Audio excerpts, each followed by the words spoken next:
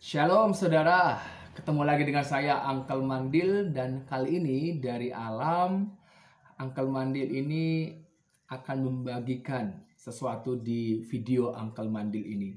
Kalau di video sebelumnya Uncle sudah bagikan video pertama, kedua, ketiga, keempat, kelima mengenai ucapan Yesus di atas kayu salib. Dan kali ini video yang keenam berkaitan dengan ucapan Yesus di atas kayu salib. Jadi sekali lagi saya menyapa teman-temanku, saudaraku semua dalam Tuhan Yesus Kristus. Haleluya, puji Tuhan.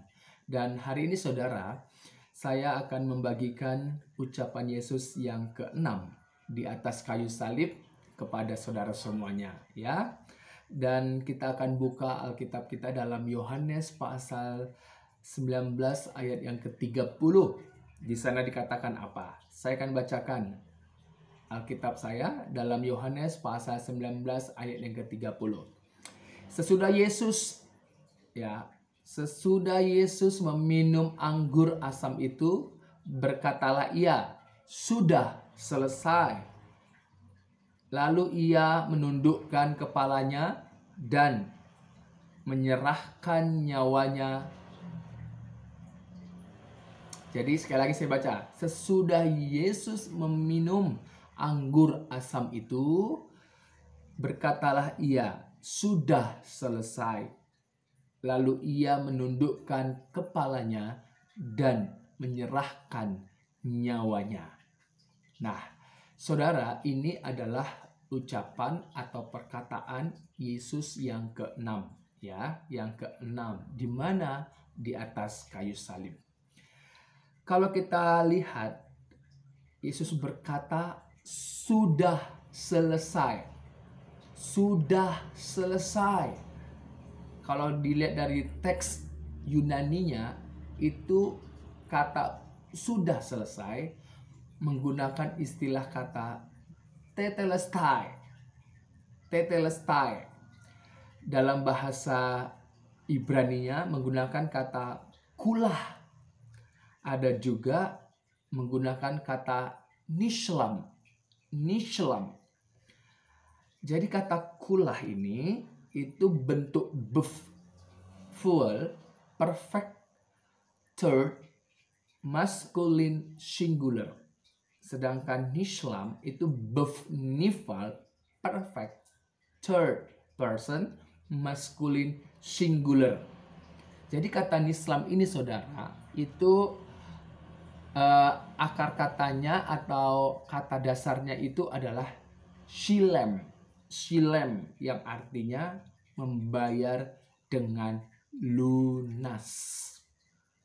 Jadi kata nishlam itu kata dasarnya adalah shilem yang artinya membayar dengan lunas.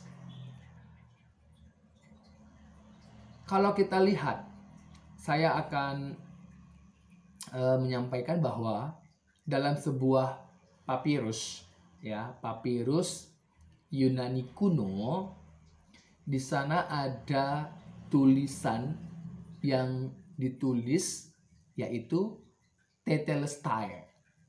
Jadi di sebuah papirus Yunani kuno itu ada tulisan istilahnya yaitu tetelestai.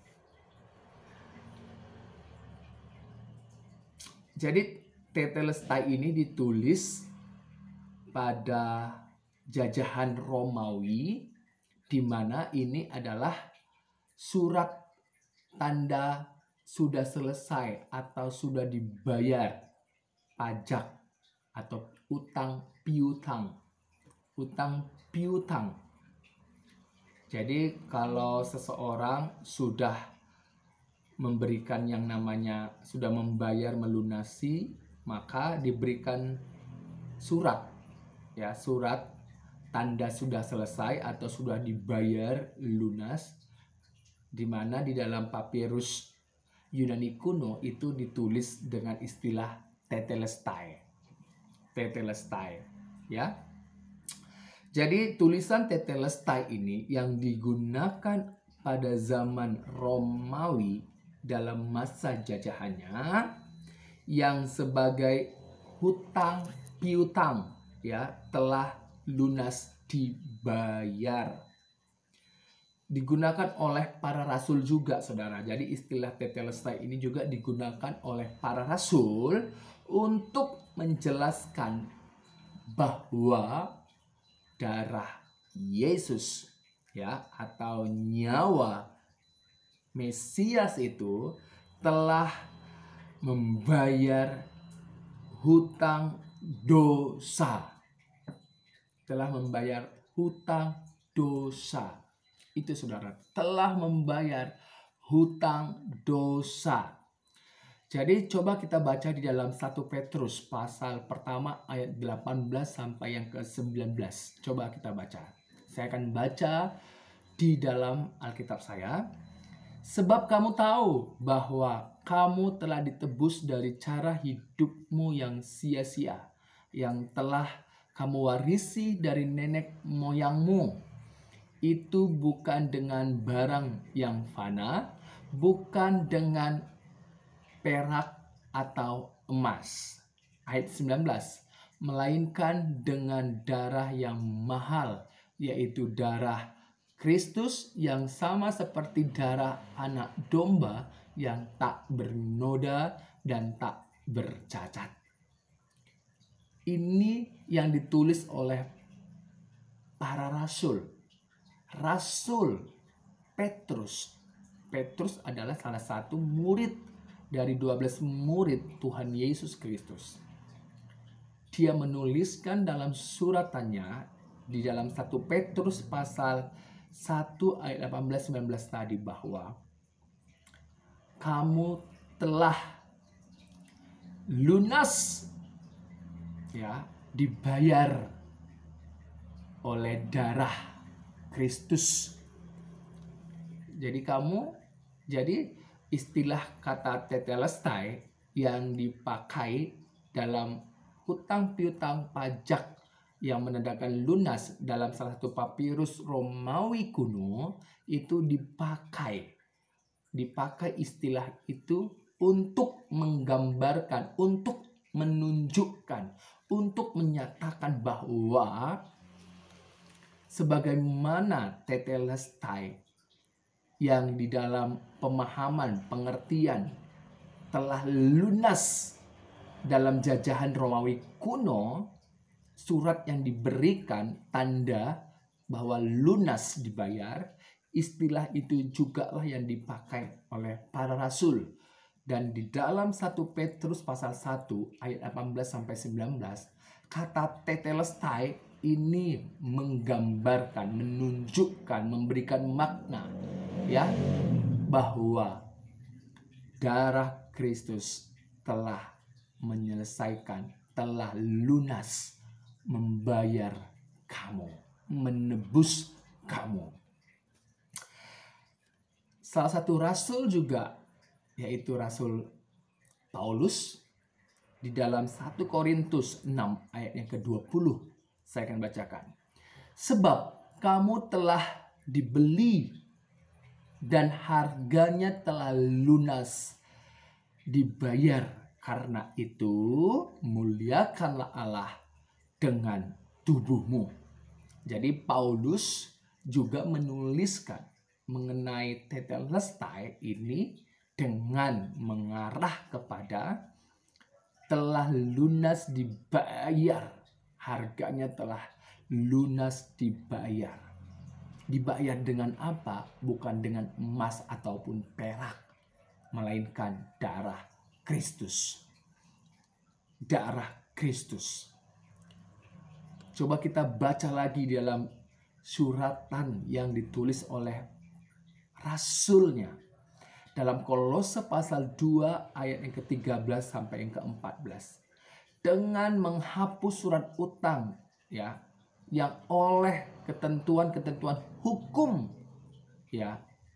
Coba kita baca dulu dalam Kolose pasal 2 ayat 13 sampai ya, saya akan bacakan Kolose pasal 2 ayat yang ke-13 dulu. Kamu juga meskipun dahulu mati oleh pelanggaranmu dan oleh karena tidak disunat secara lahiriah telah dihapuskan Allah bersama-sama dengan Dia sesudah Ia mengampuni segala pelanggaran kita.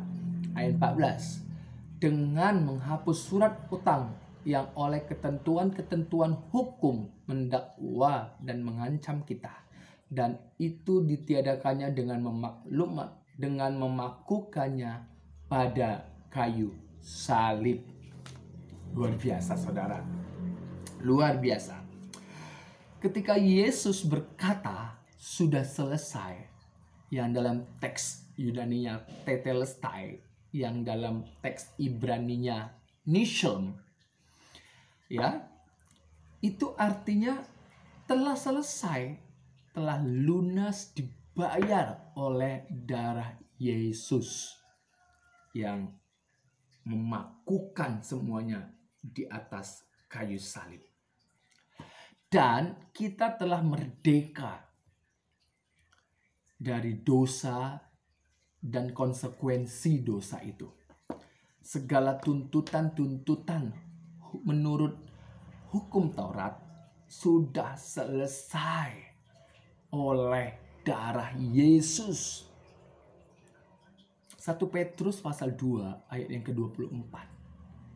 Di sana dikatakan, Kristus sendiri memikul dosa-dosa kita pada dirinya di atas kayu salib, supaya kita bebas dari kekuasaan dosa dan hidup menurut kemauan Allah.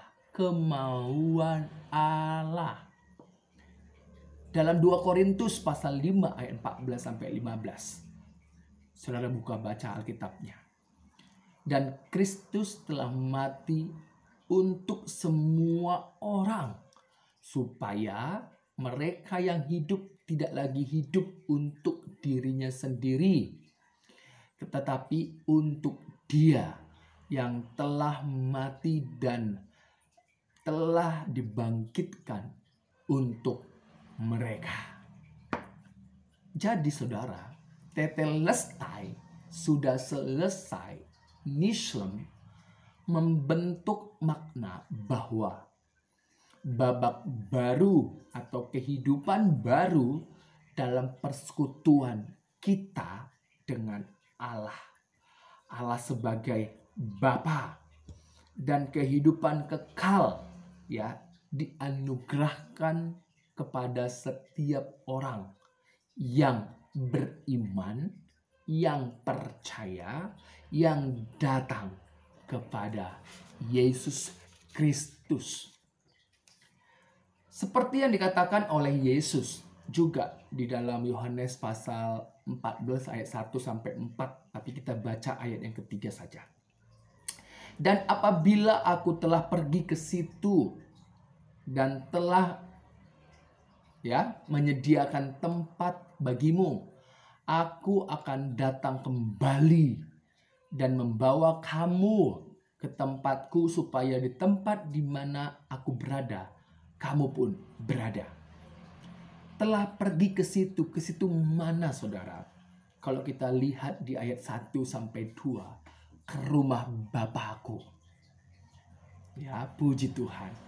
Kamu ini siapa? Murid-murid, orang percaya, orang yang beriman kepada Yesus Kristus. Ucapan Yesus yang ke-6, sudah selesai atau tetelestai atau nishlem, merupakan seruan kemenangan. Seruan kemenangan oleh sang pemenang. Siapa sang pemenang itu? Yesus Kristus, yang telah menyelesaikan tugas yang telah dipercayakan, diberikan oleh Bapa, yaitu menyelamatkan manusia mulai dari Adam sampai dengan kedatangannya yang kedua kalinya. Jadi mulai dari Adam sampai kedatangannya yang kedua kalinya, yang percaya, yang beriman, yang menerima Yesus Kristus, dialah yang mendapatkan keselamatan hidup kekal. Dan orang-orang yang telah beriman kepada Yesus Kristus, Yesus sendiri berkata bahwa di mana aku berada, di situ juga kamu berada. Dan Yesus menyediakan tempat bagi kita. Itu sebabnya Dia datang untuk menjemput kita. Jadi ini bisa dipahami kalau saudara masuk ke dalam pandangan semitik. Jadi kalau dalam pandangan semitik, ini istilahnya adalah orang yang menikah. Sebelum menikah itu ada masa tunangan, baru menikah, perkawinan. Jadi menyelesaikan semuanya itu di fase pertunangan. Jadi pertunangan ini dibayar kontan, lunas. Nanti kemudian sang mempelai laki-laki ini kembali ke rumah bapaknya untuk menyediakan tempat sampai di mana nanti sudah bapaknya timingnya sudah tepat, baru sang mempelai ini datang untuk mengambil sang mempelai perempuan. Ini dari pandang sudut semitik. Jadi kalau kita memahami, kalau kita melihat dari sudut pandang semitik, kita pasti akan paham apa yang dikatakan oleh Yesus dalam Yohanes pasal 14 ayat 1 sampai 4. Kita adalah mempelai, baik itu laki-laki, perempuan yang percaya, yang beriman kepada Yesus Kristus. Kita adalah sang mempelai perempuan secara rohani. Dan Kristus adalah mempelai pria secara rohani. Dan kita ini hidup, dikatakan tadi, kalau kita sudah lunas dibayar, seharusnya kita itu hidup mempermuliakan menurut kemauan Allah. Jadi kita tidak lagi hidup untuk diri kita, tapi untuk kemuliaan, untuk kemauan Allah. Luar biasa, ya. Ini harus dipahami dari sudut pandang semitik. Tapi kalau engkau tidak melihat dari sudut pandang semitik, engkau pasti gagal memahaminya. Nah, dan Yesus, saudara, ucapan sudah selesai, ya, itu memberikan arti bahwa Yesus telah menyelesaikan tugasnya, ya, menyelamatkan.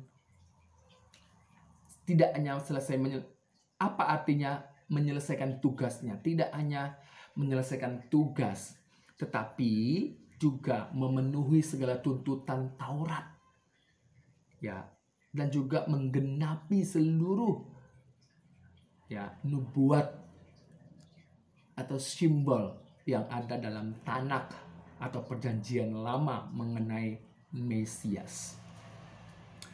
Luar biasa. Dan Yesus mati sekali untuk selama-lamanya. Saudara bisa baca dalam Ibrani pasal 10 ayat yang ke-12. Saya akan bacakan. Tetapi ia setelah mempersembahkan hanya satu korban saja karena dosa, ia duduk untuk selama-lamanya di sebelah kanan Allah. Bukan berarti ada dua Allah, tidak.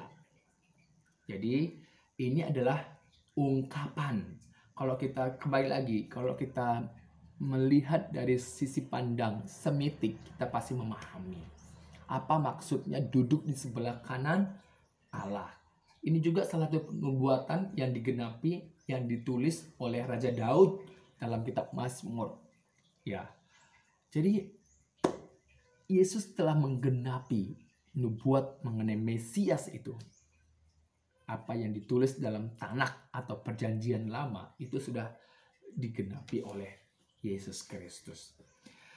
Kemudian sebab oleh satu korban saja ia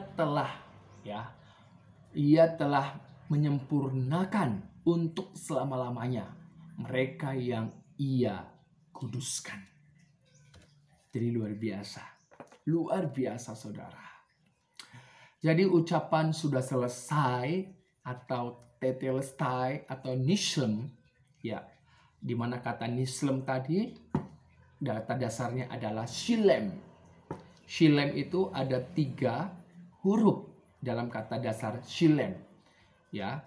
Yang soresnya itu ada shin, ada lamek, ada mem. Jadi kata shilem yang kata dasarnya dari nishlem tadi, nishlem kata dasarnya shilem yang soresnya ada shin, lamek, dan mem, ini juga mempunyai kata yang sama dengan shalom. Shalom itu juga mempunyai sores shin, lamek, dan mem. Jadi ketika Yesus berkata sudah selesai, makanya tidak hanya menyelesaikan yang namanya segala tuntutan, tidak hanya melunasi kita, tetapi dialah sumber kedamaian. Jadi kita yang tadinya utang piutang kita oleh karena dosa, itu telah selesai dibayar lunas, dibayar oleh darah Kristus di atas kayu salib. Segala tuntutan itu telah dipakukan di atas kayu salib. Maka kedamaian ada pada diri kita yang percaya. Makanya Yesus Kristus adalah Sang Raja Damai. Ya, Sang Raja Damai tidak hanya menyelesaikan, tapi dia juga adalah Sang Raja Damai yang memberikan kedamaian dalam hati kita. Salah satu gelar juga yang ditulis di dalam Yesaya pasal 9 ayat yang ketiga. Sebab seorang anak telah lahir untuk kita, seorang putra telah diberikan untuk kita. Lambang pemerintahan ada di atas bahunya, dan namanya disebutkan orang penasehat ajaib, Allah yang perkasa, Bapa yang kekal, Raja Damai, atau Shar Shalom. Ya, Shar Shalom. Luar biasa. Shalom mempunyai sores sin, lamek, dan mem. Sama dengan nishlem. Ya, nishlem sudah selesai mempunyai akar kata dari shilem yang soresnya adalah sin, lamek, dan mem. Jadi Yesus Kristus ketika dia berkata sudah selesai, ini juga mengacu kepada dirinya bahwa dialah Sang Raja Damai yang memberikan kedamaian kepada kita yang dikuduskannya. Orang-orang yang percaya, orang-orang yang menerima Yesus Kristus. Haleluya. Tuhan Yesus memberkati.